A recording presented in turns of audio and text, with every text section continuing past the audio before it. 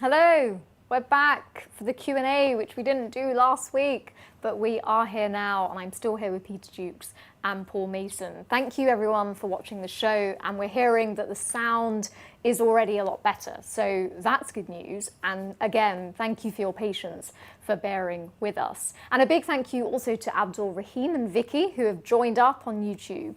That's great. And yeah, let's get to the questions.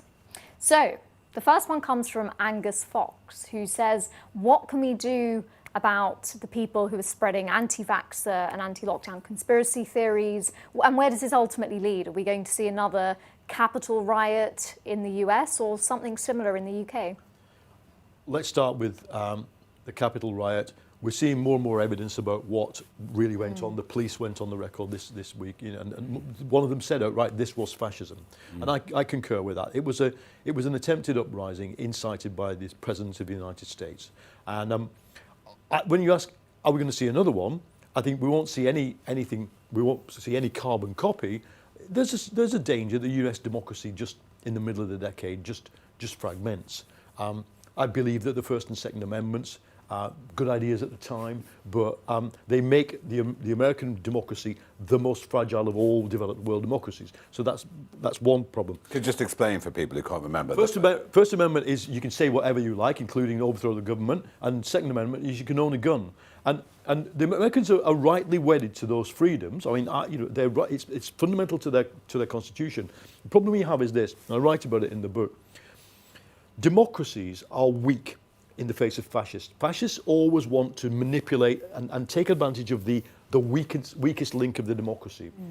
In the 30s, there was a guy called Karl Lowenstein, who was a German Jew who moved to America for obvious reasons, and came up with this theory of militant democracy. He said, look, democracy's job is not to facilitate fascism, it's to stop fascism.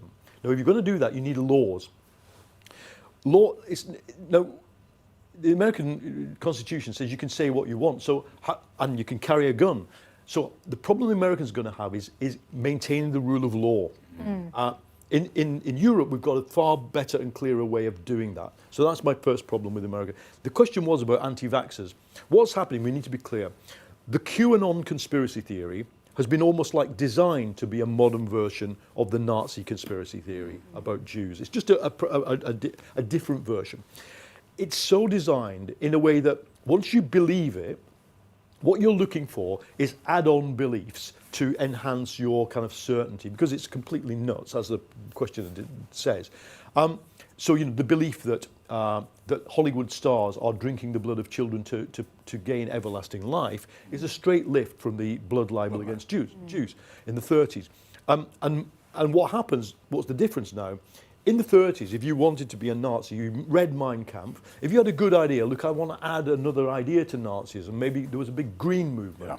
So Hitler had to give permission for whether or not ecology could be part of Nazism. And the homosexual movement, absolutely, he wouldn't allow that. That's absolutely. The night of the long so Hitler was the gatekeeper. Yeah. Now, with QAnon, the actual right-wing nut jobs are co-creating fascism as they go, and there'll be a kind of branch off. There'll be branch Dravidian sects branching off from it, but that's dangerous because it means that no matter how hard they hit against reality, in the end, that downfall scene, Hitler has to explain to what's left of Nazism, we've lost.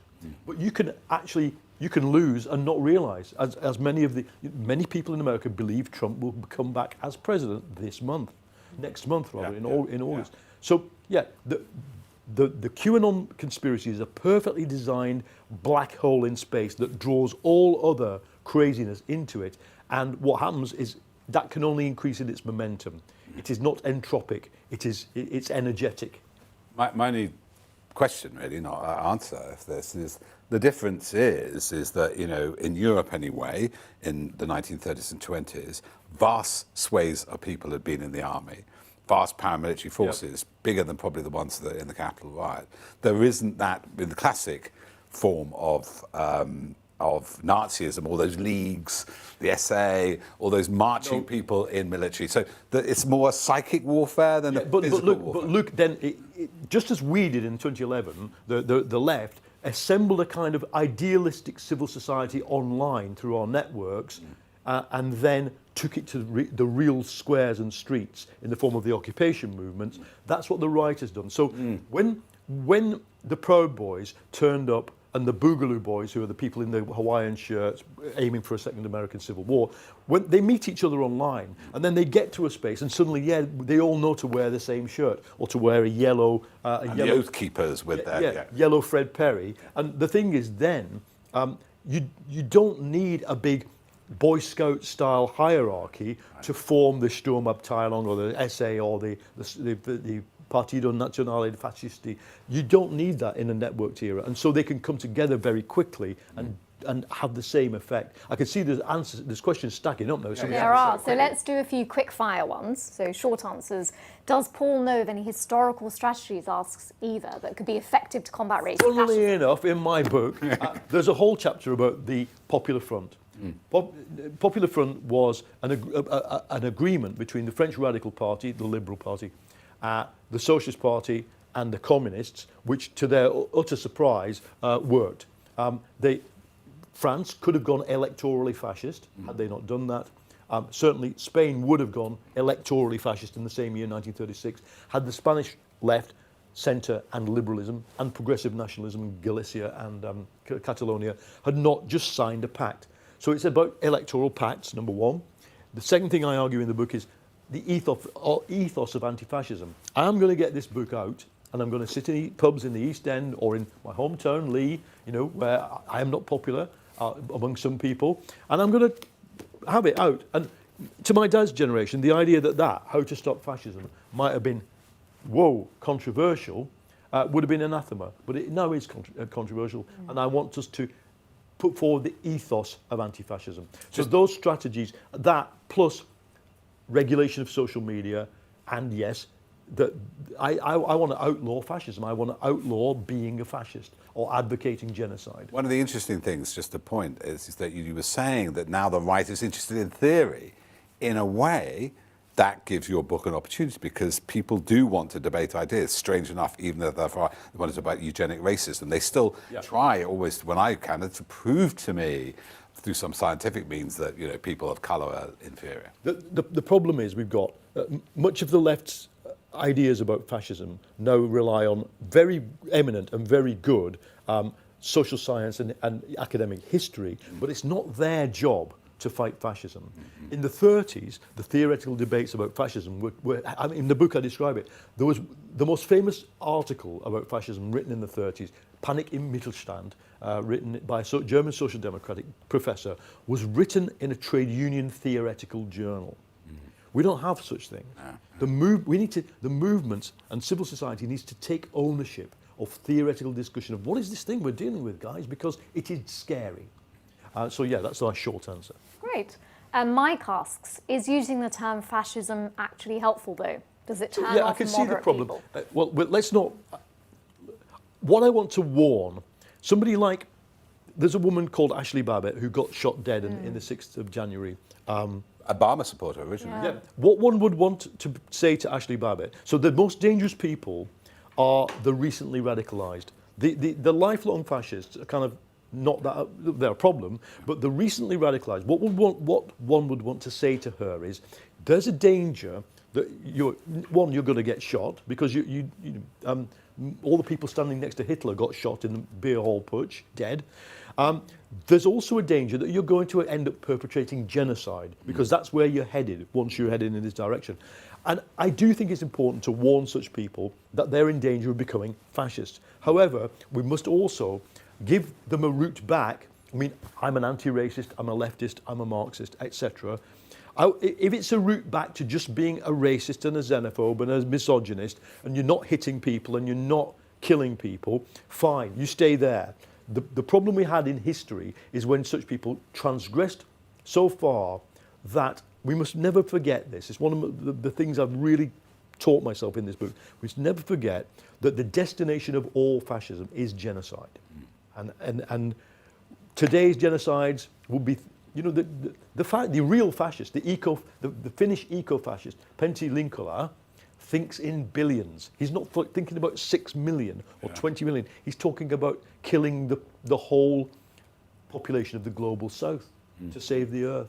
Well, Peter Thiel thinks the population should be 1 billion. Well, yes, I wasn't aware of that, but there's an interesting thing. I'm not saying his. No, Thiel himself. Good. And just a quick thank you at this point to Bernard for upgrading from members to Directors Club and Robert and Jackie for joining. Another quick fire question from Adam. Can the Conservative Party come back from its proto-fascist state that it is in now under Boris Johnson? So I don't think the Conservative Party is proto-fascist, no. What's the state it's in is it's been captured by a right-wing populist clique. As we saw Boris Johnson with Dominic Cummings, it is prepared to play the game of resonance with real right-wing populists. So, the Brexit Party and UKIP members who joined to the disgust of many of my Tory friends during 2018, 2019. And it's prepared to use language like cultural Marxism that is a straight resonance with what fascists think. And bank robbers and, Now, can it come back from that? Yes, of course it can. I think it can. Because its social base is not that. Its social base is the stockbroker belt of Surrey, the tennis clubs, the David Lloyd tennis clubs of Swindon. That's its social base. And, there are still Tory MPs who are appalled by what's happening. It might take a generation out of power to do that, and I would like to inflict that generation out of power onto the Conservative Party for that very reason. Is the far right, Julie asks, growing because its messaging is just far simpler? Yes, it's obvious. I mean, in the book I described that there's an eminent psychiatrist called Wilhelm Reich, went a bit crazy later, but he was a Marxist at the time, and he said to the German left, so look, you are filling halls full of left-wing unemployed people, and all you're doing is to read out to them the unemployed statistics. Well, they kind of know about that, and then you tell them about economic theory. The next night, the Nazis hire the hall. Many of the same people turn up, and they just go blood and soil. The Nazis understood the subconscious. The Nazis understood that people think in pictures because they read this book by Gustave Le Bon about crowds, how to control crowds. And the left never did. The left never understood they rejected the idea of the subconscious. So I don't want to mimic fascism. I don't want to mimic far right-wing populism. But we do need to, on the left, have very simple, clear, pictorial messages that resonate with people. When we do, as in Greece, I was there, 2015. What we're able to do is, and this is the battle, to express moral and intellectual leadership for the whole country. And I'd say taking the knee was an example of that. That was a great example. Antonio Gramsci, the Marxist who came up with the idea of cultural hegemony, could have not scripted better what happened when the England players took the knee and the Tories screwed up. And thankfully, we had an opposition, for what it is worth, that was prepared to go with that for once. And the final question tonight comes from Dan Lee. He wants to know your thoughts, Paul, about both sides calling each other fascists, like the fascist EU.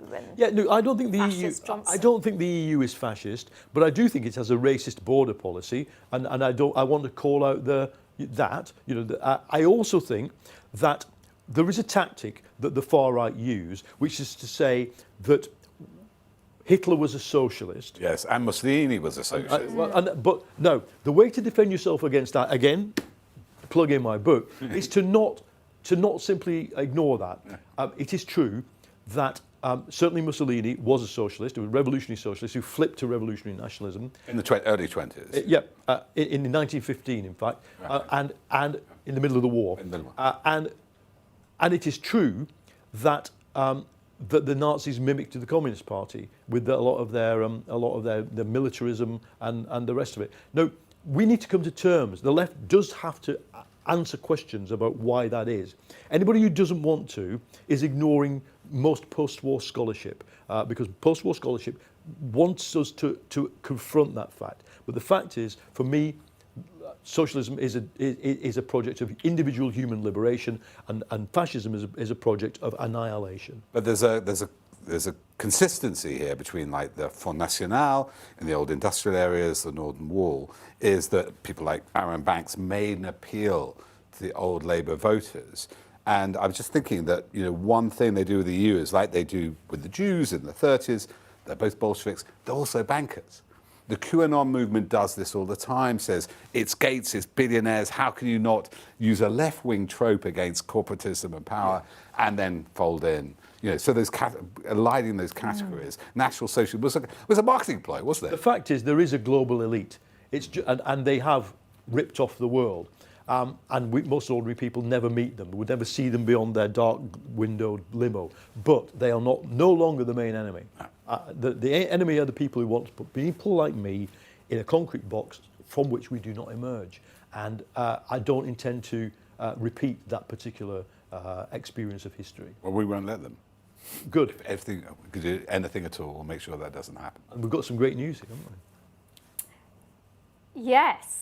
Jessica has just pre-ordered Paul's book and can't wait for it to arrive. Great. So for everyone else, I think it's out in August. Yeah, it's out in August. How to Stop Fascism by Paul Mason. Do get your copies. Thank you, Paul, for staying around. That's the end of tonight's Q&A. And if I've been slightly quieter for this episode, it's I have my COVID jab on Wednesdays. I'm just slightly feeling the effects of it, although I'd encourage everyone to get it. But a quick anecdote: when I went into the room, the man who was giving me the jab said, "Can I ask you just one question? Do you work for Byline Times?" he's a subscriber. So word is spreading, and we can only do that with all of your support. So as always, thank you very much. It's greatly appreciated. And Peter and I will be back here 8 p.m. next week. Join us for another Friday night. In the meantime, have a great week. Bye. Imagine the Nazis invent a time machine, and towards the end of the war, they decide to send a crack team of SS men into the future to restart the Reich. What year do you think they aim for? I think tomorrow's going to be one of the greatest wins in the history of politics. Suppose they arrive in 2020. They love our technology, they hate our culture, but then they see far-right mobs in Delhi beating students with iron bars. They see the Mussolini era used as a playbook by men like Putin and Bolsonaro. They see the Proud Boys storm the Capitol. And then they realise all the ideas in their heads, white supremacy, leader worship, violent misogyny, and the desire for genocide are there in the heads of millions of people. So what do these time-travelling Nazis do next? I think they buy popcorn and just watch. Their mission was pointless. Fascism is back, but of its own accord. In How to Stop Fascism, award-winning journalist Paul Mason warns a second fascist era is possible. He tells the story of anti-fascists in the 1930s, when both the political centre and the left failed to spot the danger, and calls for a new militant democracy to meet the far-right threat today. The book is not a catalogue of far-right groups and their crimes. It's an explanation of the thought architecture they share with millions of people, of how fascism has been regrown from its ideological roots, how it's spreading via conspiracy theories and networked activism, and how to fight it. Why fascism happened was a good question for historians. Why it's happening again has to be the urgent question for all of us. How to Stop Fascism. History, Ideology, Resistance. Pre-order now.